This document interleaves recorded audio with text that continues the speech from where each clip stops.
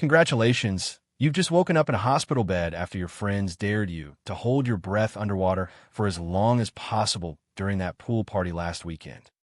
The good news, you're alive. You might never be able to take another deep breath again without feeling like someone's choking you from the inside out.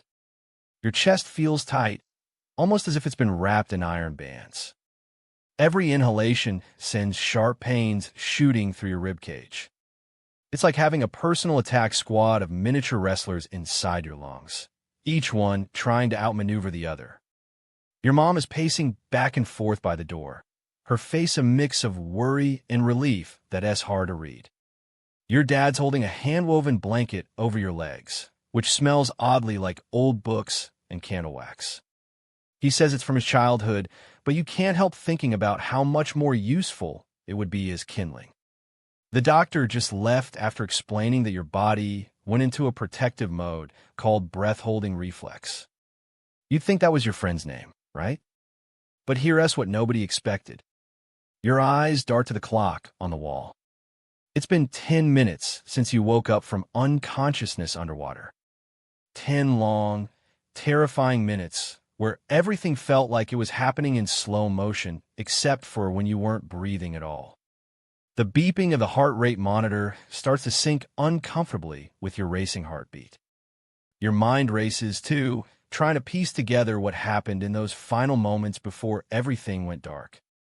But here's the kicker: you need to know exactly why this could change your life forever. And that's all before they tell you if you've got any permanent damage. But here's the thing. The sterile smell of antiseptic hangs heavy in the air. You're about to learn what happens when your body's fight-or-flight response goes into overdrive during an underwater blackout. It's like that moment after staying up too late binge-watching shows with one eye open, but imagine it 10 times worse. You start to feel lightheaded, as if someone has unplugged your brain from reality's power socket. But here's the thing. Your body starts twitching uncontrollably. It's like when you're trying to text while driving on a bumpy road, but amplified 1,000 times over. You know, it's just your muscles going haywire from lack of oxygen, but you can't stop it.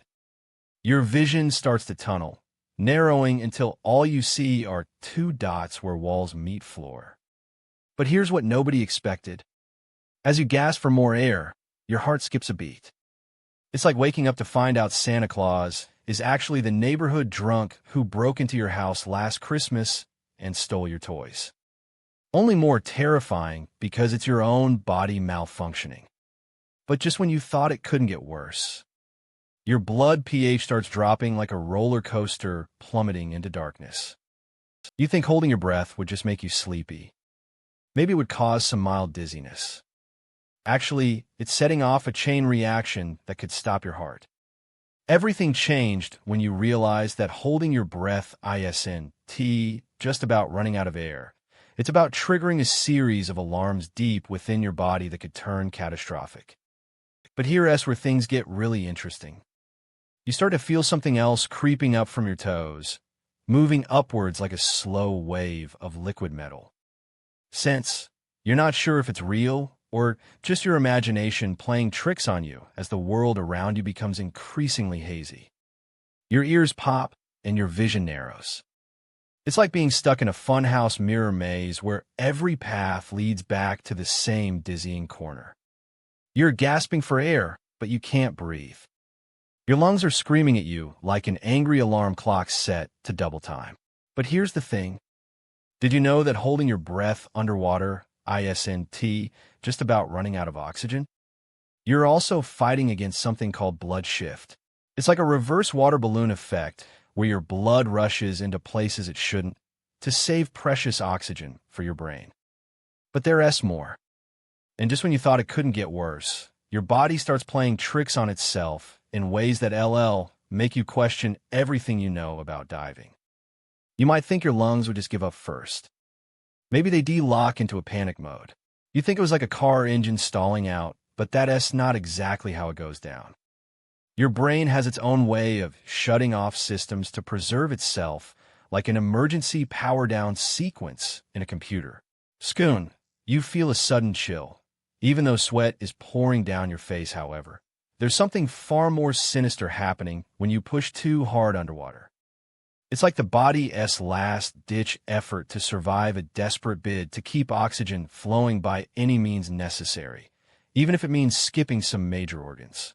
Everything changed when science discovered that your spleen, yes, your spleen, can actually release extra oxygen into your bloodstream.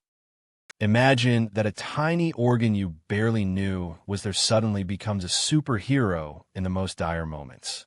But probably not something you thought about when you decided to hold your breath longer than ever before, right?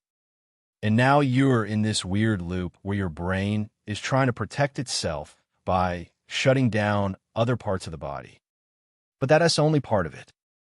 As your lungs tighten and your vision narrows even more, there's a strange sensation like an unseen hand squeezing your chest from every direction. You're on the edge now. The room is spinning faster than ever before, and you can feel the air slipping away like sand through an hourglass that's running out of time. You hear nothing but silence in the stillness of the room. The clock ticks, but it feels like it skipped forward instead of moving backward. Your chest tightens, and it's like someone has turned off the air supply valve inside you. But here's the thing. You start to realize that holding your breath isn't just about oxygen deprivation. Your body starts playing tricks on you. It gets confused, your brain is screaming for air, but your muscles are exhausted and unresponsive. And just when you thought it couldn't get worse, you notice your vision blurring at the edges. You're seeing double, like looking through a pair of sunglasses that need new lenses. Everything is out of focus and dimming. It's not just a warning sign. It's like your body's emergency lights flickering on. You'd think you'd be able to hold your breath longer if you relax more, right? Maybe if you concentrated harder, telling yourself everything is okay. But probably not. Your muscles are tightening up anyway, like they're trying to protect themselves from something that isn't there. However, when your brain senses danger, it doesn't just send out panic signals. It also sends a cascade of chemicals through your body.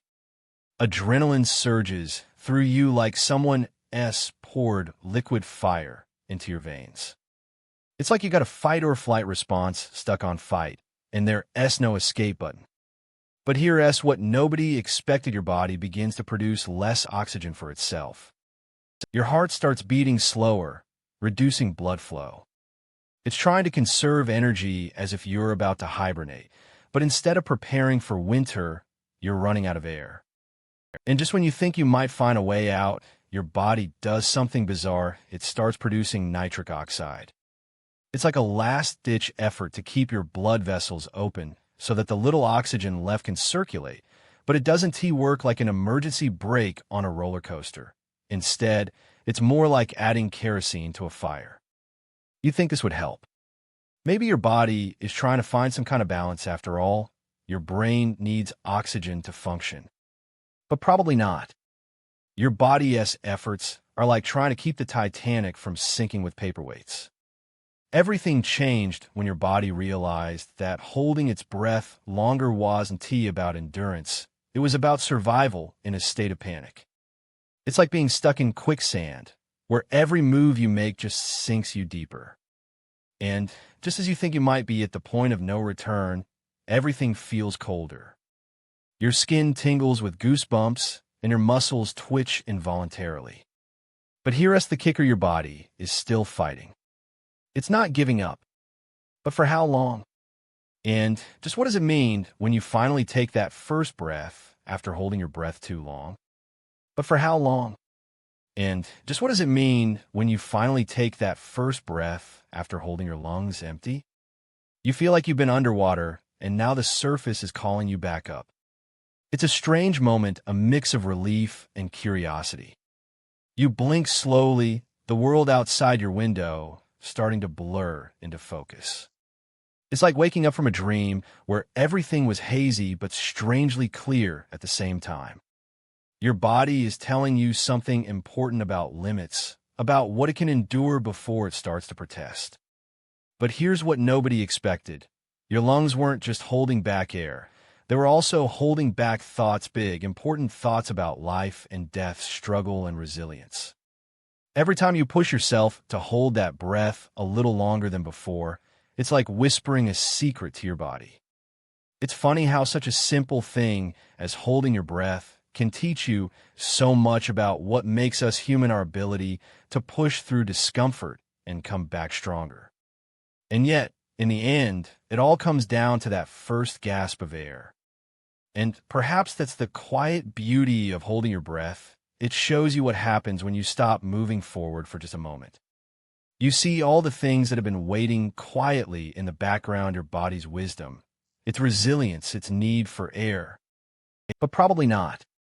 Because here's the thing, it doesn't matter if it's your breath or your dreams that you're holding back.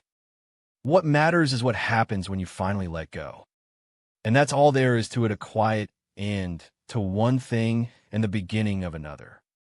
Your body has taught you something valuable tonight, but the real lesson?